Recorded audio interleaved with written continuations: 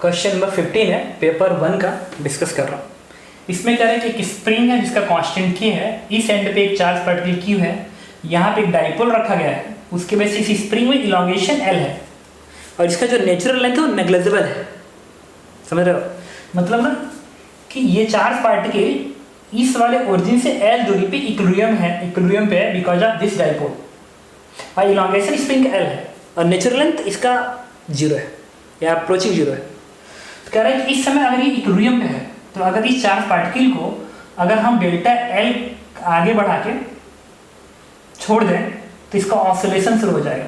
तो पूछ रहा है कि इसका फ्रीक्वेंसी क्या हो, फ्रीक्वेंसी, और सही में ऐसा होना चाहिए। क्यों?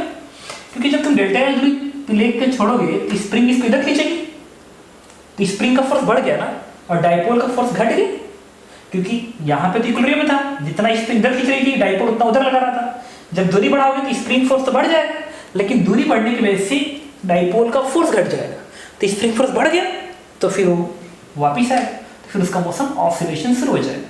तो पूछ रहा है कि टाइम पीरियड कितना होगा। तो चलिए सबसे पहले हम इक्विलिब्रियम सॉल्व करेंगे।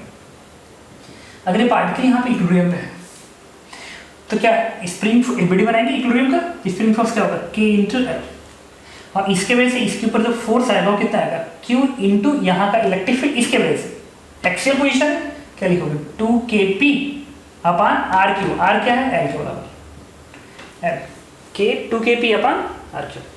इक्विलिब्रियम में दोनों बैलेंस होंगे तो क्या लिखोगे KL इक्वल्स टू, अच्छा ये KE लिख लो इलेक्ट्रोस्टैटिक, ये 1/4πε0 और स्प्रिंग कांस्टेंट KL बराबर दिस फोर्स, ये क्या लिखोगे Q 2kep अपान LQ, इक्वेशन नंबर 1। अब सपोज करो इसको आपने डेल्टा L दूरी बढ़ा दिया, पता है इस डेल्टा L को सॉल्व करने के लिए ना मैंने एक अलग से अप्रोच यूज किया। पता है क्या, मान लिया कि ये कोई x दूरी है, ये कोई जनरल x से बड़ा होगा, तो इस पे जो नेट फोर्स लिखोगे, कोई नेट फोर्स लिखोगे, नेट फोर्स तो कितना होगा, इसके वजह से फोर्स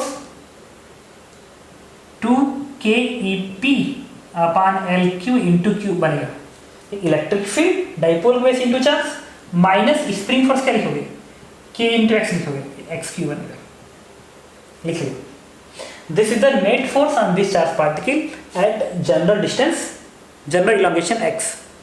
अब इसको डिफरेंशिएट कर दो x किस में, तो df अपान dx, df अपान dx बनेगा यहाँ से बनेगा 2kepq अपान x का पावर 4 आएगा, माइनस साइन 3 ऊपर जाएगा तो 6 बना देगा अपान dx, dp अपान dx कर रहा हूँ, फिर क्या बनेगा माइनस k बनेगा। अब इस माइनस को बाहर निकालो तो प्लस हो जाएगा और इस dx को इधर भेज दो, बन गया इतना। अच्छा एक चीज और देखो, ये जो टर्म है ना, एक और चीज इक्विलिब्रियम, जब ये पार्टिकल इक्विलिब्रियम पे होगा उस समय इस x वैल्यू क्या होगी L के बराबर होगी, इसका मतलब इक्विलिब्रियम पे df बराबर क्या आएगा माइनस, मैं लिख रहा हूँ 6kepq अपान L का power 4 plus K into dx आएगा। अच्छा ये इक्वेशन क्या बता रहा है, ये बता रहा है कि अगर ये पार्टिकल इक्विलिब्रियम पे है और वहां पे आपने dx का डिस्प्लेसमेंट दिया तो जो उसके ऊपर फोर्स में चेंज आएगा वही रिस्टोरिंग कहलाएगा, क्योंकि पहले इक्विलिब्रियम पे है L दूरी पे और आपने dx का चेंज किया तो जो चेंज ऑफ फोर्स आएगा, यहाँ पे फोर्स 0 था इक्विलिब्रियम पे और यहाँ पे लाने के बाद फोर्स का चेंज आया, वही तो नेट फोर्स हुआ, क्योंकि इक्विलिब्रियम से dx दूरी चेंज करने पे जो फोर्स का चेंज आया वही नेट फोर्स बनेगा। क्यों? क्योंकि इक्विलिब्रियम पे नेट फोर्स क्या है 0।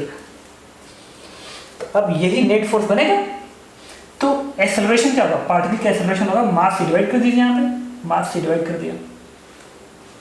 अब देखिए ये क्या है, एक्सेलरेशन इज इक्वल टू है this is equal to minus omega square x का टर्म है, माइनस ओमेगा स्क्वायर dx लिखेंगे, क्योंकि डिस्प्लेसमेंट तो dx दिया है, ऐसे में x देते हैं, x बहुत स्मॉल है उसको मैं dx मान रहा हूँ। तो अगर इससे से कंपेयर करोगे तो ओमेगा की वैल्यू क्या आएगी, ओमेगा स्क्वायर की वैल्यू आ जाएगी, this one is 6kepq divide by ml का पावर 4 प्लस k अपान।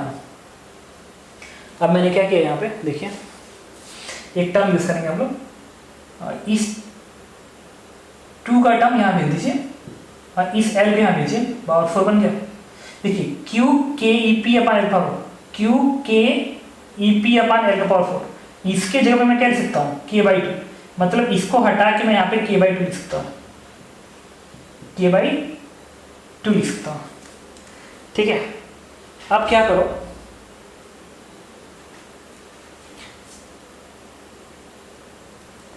अब यहाँ पे 2 से मल्टीप्लाई कर दो, तो क्या बनेगा आपका, ये बन जाएगा आपका 8। 2 से मल्टीप्लाई करना ही नहीं, ये 2 के बाद 3 आ जाएगा, तो क्या बनेगा, इट इज 4k/m बन जाएगा। तो ओमेगा की वैल्यू कितनी जाएगी, √4k/m, तो दिस इज 2πf।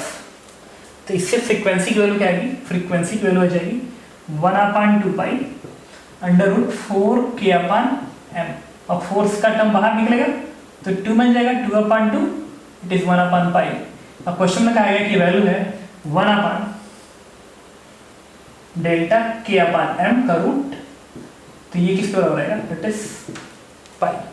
ठीक है, तो देखिए ये वैल्यू है, तो डेल्टा इज पाई। ठीक है, तो पाई की वैल्यू 3.14 आप लिख सकते हैं।